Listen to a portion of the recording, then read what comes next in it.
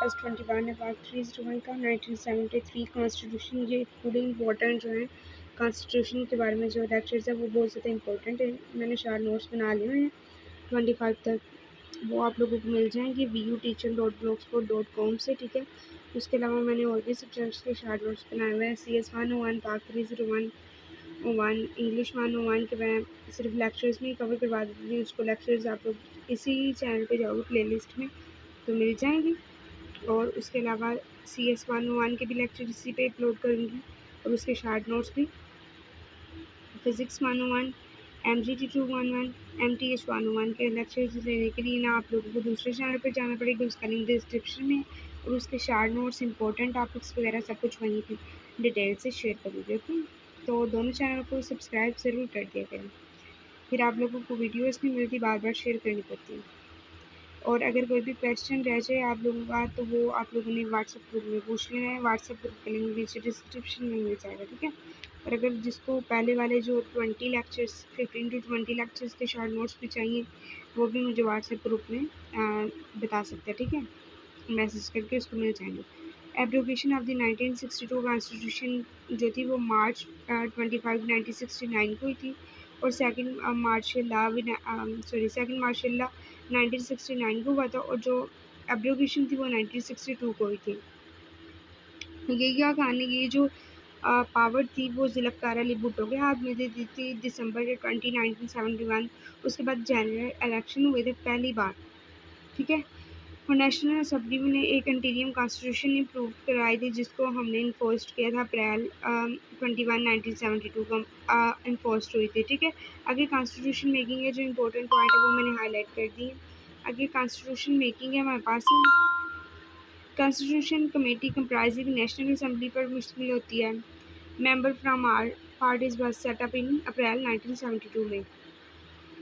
आगे मैं बस इसमें जो इम्पोर्टेंट पॉइंट है वो ये है कि पॉलिटिकल सिस्टम जो था वो ऑल पार्टीज़ का वो अक्टूबर 1972 में राइज हुआ था, उस पर मुतफ़क़ा राय हुई थी, ठीक है।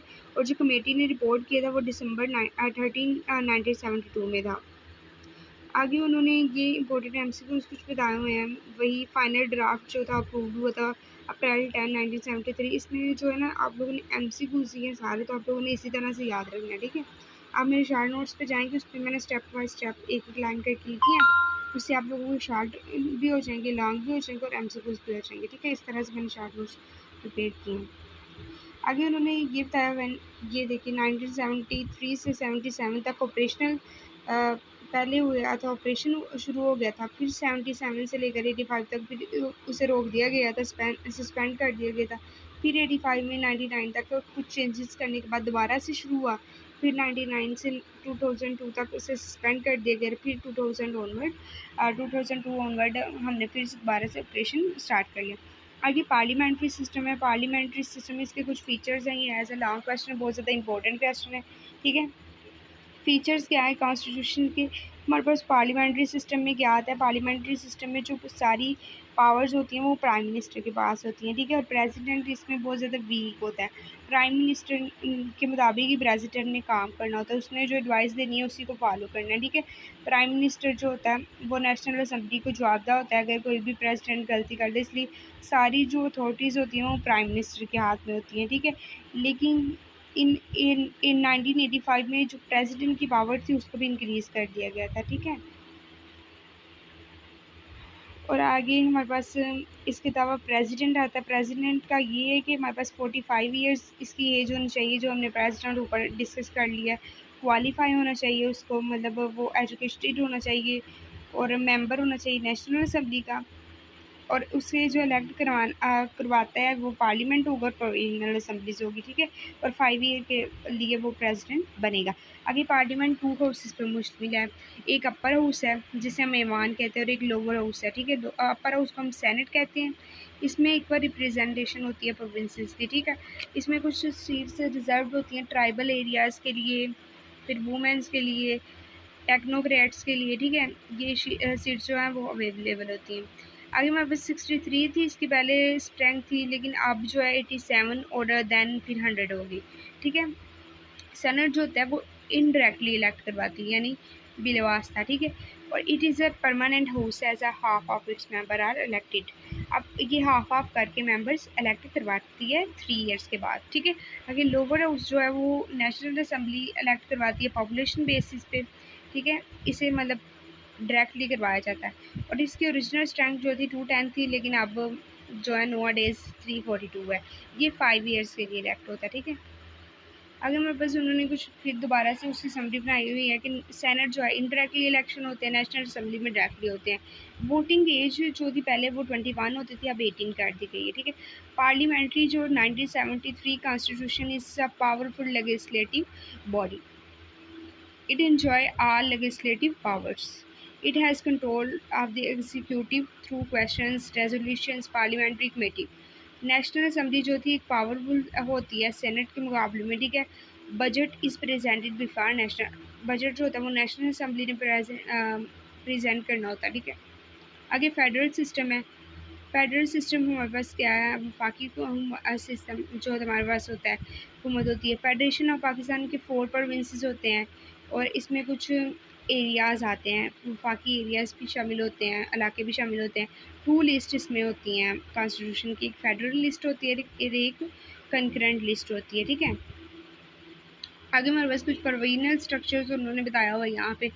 इसमें जो इम्पोर्टेंट है वो पंजाब में कितने हैं, सिंध में कितने हैं, ये इम्पोर्टेंट एमसीक्यूज़ हैं। प्रोविजनल गवर्नर्स जो होते हैं अपॉइंट करते हैं प्रेसिडेंट को on the advice of prime minister, ठीक है।